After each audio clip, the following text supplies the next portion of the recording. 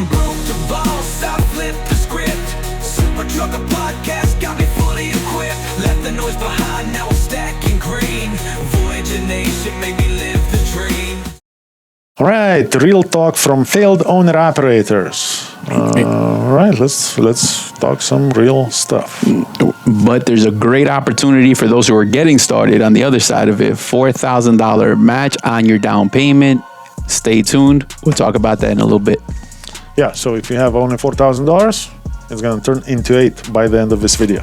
All right, let's talk about failed owner-operator mistakes. The truth behind why we failed. Why do you think most owner-operators are failing? You know, there's a lot of talk about that. You know, the blame game, but I think one of the biggest one is actual equipment. I think sometimes guys miscalculate and they hold on to an older truck that needs a lot of maintenance, a lot of love and care, and they're just hoping that it's going to get fixed. And by the time you're $18,000, $20,000, $25,000 into it, it's not the same truck anymore. Yeah, and on top of that, the life goes on, and you have other things in life that you need to take care of, and now this truck just becomes this suction vacuum cleaner for cash. Yeah, but I don't know what causes the attachment, because even recently we have a current guy that's kind of dealing with this situation, and the regret, like, if there's a regret, it's going to be that window he had to walk away, and he would have lost a lot less. And you know what? I have friends in that same kind of predicament. One thing that I realized pretty early in my trucking career is accepting a truck payment as a cost of doing business. So, for example, for the most part, it's a very, very rare situation where you see an owner-operator who has a truck that's been paid already, and it still runs without any problems, without any limitations to his business, and still kind of pushing forward. For the most part, I think the trade-off is, soon as you're done with your payments, your maintenance cost is going up, no matter how you spin it. And I think one of the biggest problems that people hit that roadblock in their way is this idea that I'm just gonna rebuild the engine, I'm gonna rebuild the transmission, and somehow it's a new truck. I'm gonna have a new truck. But no, you're not gonna have a new truck. You're gonna have a pretty problematic truck, especially right now with all the electronics and everything, and all the filtration systems and so on, which are problematic on their own already, right? Yeah, and remember, guys, we're just doing this so nobody gets hurt, because we had a current owner operator. He bought that truck with the engine, with the overhaul, and the paperwork that comes along with that, and guess what happened? No. Grand opening, grand closing. When that money could have went to maybe not exactly all that chrome on the truck, and he wouldn't have looked as cute. However, he'd still be in business. Well, and also, what, I would say, you look much cuter in the newer truck. That's just my opinion. Again, I'm not like a trucking fashion guy, but newer truck usually looks better. Also, remember, it's your life. Imagine yourself sitting right now in a 2012 truck and in 2022 truck. Yeah, as far as the comfort, you mean? As far as comfort, yeah. As far as that's where you live, man. Yeah, for sure. And I think that does matter. The difference is huge, and because of all the electronics, eventually, I don't even think before. Yeah, maybe before it was the engine, the transmission, and I don't know, differentials or whatnot. But right now, there are so much electronics. And it's not just, let's remove all the electronics and then what? Now, are you ready to live in the truck with no AC? And, it's not a Stone Age anymore. No, that's not. So I think, again, take it with a grain of salt. But if I was gonna do this now, I would buy either new or very, very good condition used truck, which is I would not touch anything over 400,000 miles. Yeah, I think that's probably the secret. Like, there's got to be some sweet spot, man, because sometimes, based on capacity, man, like you can over leverage, and now your truck payment is way too high. Yes, that too. But at the end of the day, I would buy a really, really good truck, and I would get rid of it before it hits 800,000 miles. Yeah, I would never go for an overhaul. I would trade it in. I would, for the most part, like if you plan accordingly and you plan to get rid of that truck before 800,000 miles, you're never going to have to deal with an overhaul if you properly maintain the truck. right. You're just selling that problem off to somebody else before it's yours. Yeah. For somebody who is down for that game, I'm not down for that game. I'm down for effective trucking. And my outlook on the effective trucking is to have a good running truck that is not going to limit me at all. So if I get a load today from Florida all the way to Seattle, You have no problem. Yeah, there's no doubt in your mind that the truck will make it. Like, yeah, that's hands down. Soon as I start doubting my truck, and I'm not talking about one breakdown, shit is gonna happen. Yeah. But if I'm consistently worrying about my truck not being able to make a trip from Florida to Seattle at the moment's notice, it's time for that truck to go. That would be my measurement system. But the only way you can accomplish that if you accept the payment as a part of doing business. And now, for those of you guys that are in love of an idea of having truck with no payment, you're still gonna have payment, just in a different form. Yeah, it's but gonna then be it comes, maintenance. and I think that's where the problem comes, because do you have the discipline to put away that invisible payment just for that rainy day? Like, are you stashing those chips? And that's number one. And number two, why I would choose the payment to the bank versus the payment to my mechanic is because the payment to my bank is very, very predictable. And no downtime. All I gotta do is just look at the calendar. Yeah, true. When it's a payment to my mechanic, now is that payment gonna happen when I'm about 2,000 miles away from my mechanic? So that unpredictability becomes a major issue, and this is why I would say, one of the top reasons for people to go out of business is falling in love with something that does not really exist, in my opinion. Again, all of you have different ideas probably. You probably know somebody that had the same truck since 1978. All that is cool. However, that's just not my idea of perfect trucking. Owner-operator partnership is very real. I got tons of guys who are making 4,000 take-home. Learn how you can do that by giving me a call at 863-342-5171. We are conveniently located in Lakeland, Florida. We are a Florida-based trucking company that is here to provide you resources to be successful. So once again, it's 863-342-5171.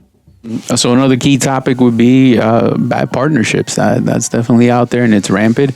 But you have to unpack that, because it's just not fair to say a blanket statement, bad partnerships, and what is a good partnership? I think a good partnership is going to be when you're tested, when somebody is suggesting to you a different alternative to your plan, because through that, it's your think tank that's going to increase your revenue. But if you just got a yes sir and that dispatcher, and that's the only thing that they're doing, and now you're not making money, that guy's not conditioned to look for alternatives for your business to make more revenue. That's one thing, and another thing I would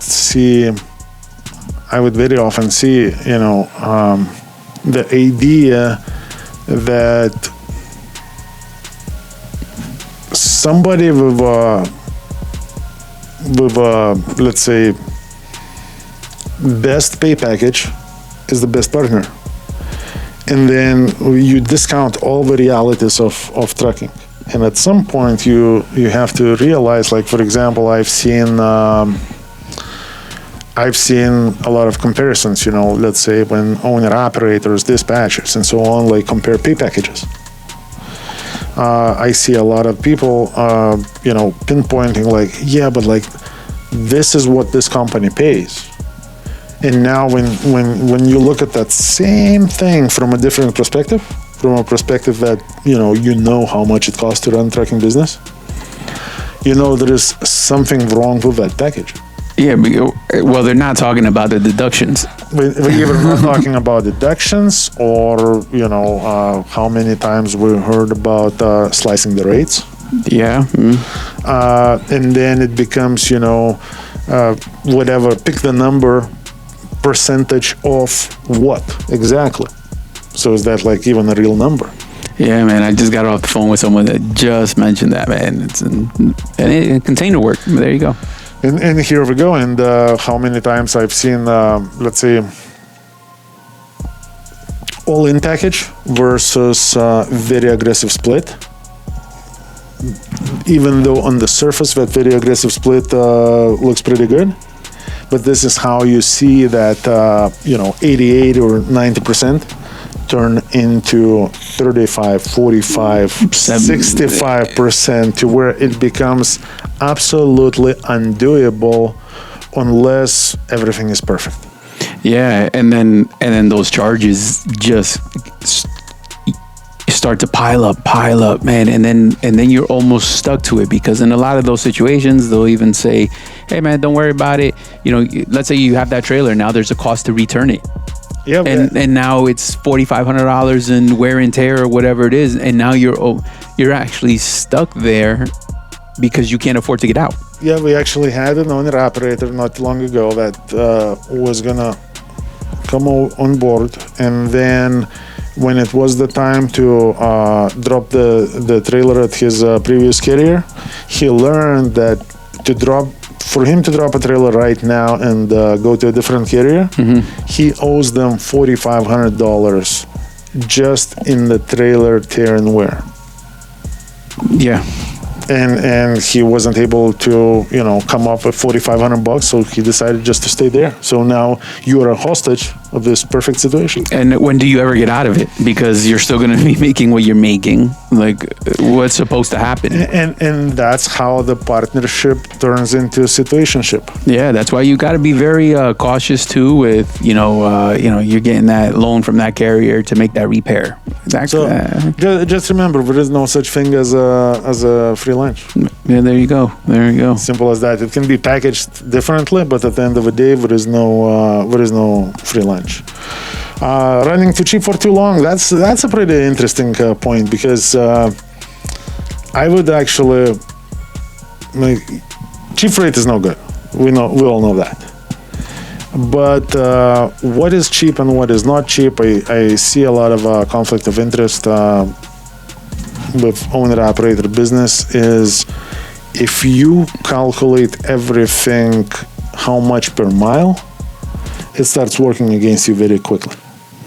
Yeah, and especially when you're running, because the other is too, running for really good rate for too little, and now $4 a mile for 5 miles. And it's a balance. So at the end of the day, I've seen a lot of those situations failing. I would say no matter how you spin it, you got to come up with a number that you need to make a week. Because per mile is just not a good number to look at. Because, I'm sure you can get a load, whatever, 10 miles, that's going to pay you $200 or some crap like that. Or maybe even $250 for 10 miles, because those 10 miles probably gonna take you the whole day. And now, because getting loaded, getting offloaded, and all that other stuff. So on the surface, it looks, 10 miles for $250. That's $25 per mile. That's pretty good, right? Yeah, but is there enough miles? That's my whole point. But that's a challenge. So imagine if you do only one of those a day, because yeah, I get it. Like if you could do 5 a day, that would be so awesome. But that would be perfect. That does not exist. No, yeah. But again, if you can do it, then do it, because as long as you're getting enough miles, then it will make sense. Yes, and soon as it's over, you got to move on. Yeah, for sure. Because another challenge and why people failing, I see somebody gets this killer load, one load. You were lucky, man. Just take it, thank God for getting it, and move on, right? Yeah. But now people fall in love with that and take ownership of that. And now we're expecting that and nothing less. And now it becomes this starvation waiting game. Yeah, because that's what's detrimental, man. That is the damage. A lot of guys that start to park waiting for that perfect load or perfect market, and then nothing ever gets done. And because it doesn't exist. So I would say anything good that happens to you, let's say crazy good rate, really good load, or a really good account that gonna last, like 3 weeks or a month, right? Take it, run with that, but don't get stuck there, because nothing is gonna last forever. So take advantage of it, pray to God for getting it, and then carry on business as usual until the next opportunity pops up, and then take it. Yeah. But don't get stuck with something that was just a perfect storm. It don't exist in reality on consistent basis, but now you think that the world must be that. Yeah. And it's not. All right, what else we got? Ignoring maintenance until it's too late. That's a big one, especially when the market is kind of crappy.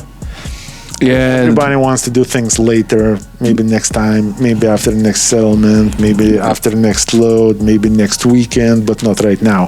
And then those things will pile up. And not only pile up, and then it the actual maintenance repair becomes a big ass repair now. Yeah, because you ignore a little thing here, a little thing there, a little thing elsewhere, or there are some, let's say, it's not necessarily safety related or critical issues. So for example, something that you cannot get out of service by DOT for not having AC, right? No problem. No AC, no problem. But how would you like to drive a truck that has no AC? No. Hell no. So basically now you start neglecting those little things, and a little by little you're no longer looking at $1,000 repair.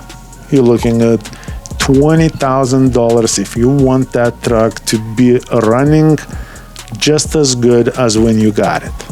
Yeah, it's kind of funny you said that, because a guy under our flag, he has an aftermarket AC, and the way they installed the water, the drip, the drain, it comes from underneath the cab of the truck rather, and it's just always smacking the elbow of the exhaust, and a stupid little repair to put a hose and extend it.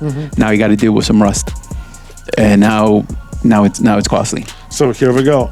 I think it's so much easier to repair your truck as soon as the problem becomes obvious, and then do the maintenance on a regular basis. And then you're always gonna have a good working truck in good working condition. So going back a step to that perfect load or perfect account or perfect situation, you always ready for it. You don't need to take the truck somewhere for a week to fix it so it's ready for that, because by the time you're done fixing it, that opportunity is not there anymore. Yeah, because it's you gotta just always be ready. Yeah, it's a mindset, right? Even what's an alignment cost on a truck? I don't know, not that much, couple $100. All right, so boom, but I don't have it, and I don't have it. So yeah, but if you don't have that, you're not gonna have to replace the steers like in a couple weeks. So you don't have that, you're not gonna have that. So and those steers are pretty expensive. Yeah. So here we go. Like, come up with it. It's the name of the game. It's a struggle. Or another thing, like if you're touching on tires, like I've seen people just putting all kinds of disposable, still legal, but disposable mismatching tires. And now it becomes this game of like exaggerated waste, because every week you are buying rotten, dry rotten bullshit mismatching tires on the road, in the truck stops, overpaying for it. And because we are mismatching and, you know, have all kinds of other problems, you keep on getting more blowouts, more unpredictable wear, more all kinds of issues. Yeah, more delivery delays, more again reload, lost loads, and something that you think like, oh, I just need just a little bit just to push a little further. No, it actually has so much more drag than what you think. Yeah, it's hard to. Plus, for example, your fuel economy right away, like mismatching tires, it's gonna go to shit. How much is that worth? So I understand that if you already in that situation, it's a very, very uphill battle to get out. But at the end of the day, hopefully somebody who is watching this video is not in that situation yet. Yeah, and it takes things doing it differently in order to not get there. And now just stay on top of things. Don't wait for a perfect day. Don't wait for a perfect time. It's just trucking. It's just a simple trucking. Just keep your equipment maintained. Fix it soon as there is a problem. Run consistently, and you're going to be all right. All you got to do is just stay consistent and keep your equipment in good shape at all times. And obviously know when to get rid of it. Yeah, that's and talking about good times and talking about knowing when to get rid of it. Can I drop the bomb? Yeah. All right, guys. So here's how you get the 4K we were talking about. So good people right here. Aero Truck Sales out of Missouri. They are actually doing a 4K match on your down payment. So if you have 4, you now got 8, which opens up an opportunity to get a pretty decent truck. It's just the tip of the iceberg. They have over 10 of them. I mean, that's $40,000 investment on their behalf to put a good program in front of you. Call my man Mark. He's spearheading the whole thing and can break down all the details for you. His telephone number is 417-450-4412. Yeah, and also if you're serious, but let's say because Mark is in Missouri, if you, let's say, out of Florida or whatnot, I'm sure those trucks can very easily be shipped to the Aero location near you. Yeah. And you can get a pretty good truck for a really good price, doubling down your down payment. Because again, if you got $4,000, now you just got 8, plus the extended 90-day warranty. Oh yeah, for sure. If you mention Voyager Nation, and again, guys, whether you come here as a haul source or not, just mention Voyager Nation, as we are prime members there. It'll take your 90-day warranty to 180, so benefit to you. Give you $1,000 off your first payment. Hey, that's $1,000. That's maybe something. Who wouldn't want that? Yeah, and at the same time, if you all these deals are available to you no matter what, as long as you talk to Mark.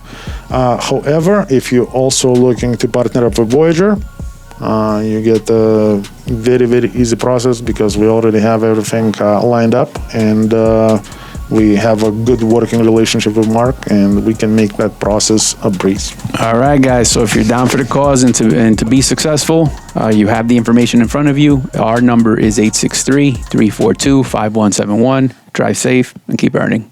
Take care, guys. Operators looking for the best business owner opportunity, look no further. I got all the programs that are going to make you successful. Everything to operating from 2 different fuel cards, top of the line trailers with a maintenance program that is unbeatable, to plates, insurance, you name it, we got it. All you got to do is give us a call, 863-342-5171. Learn more and get started.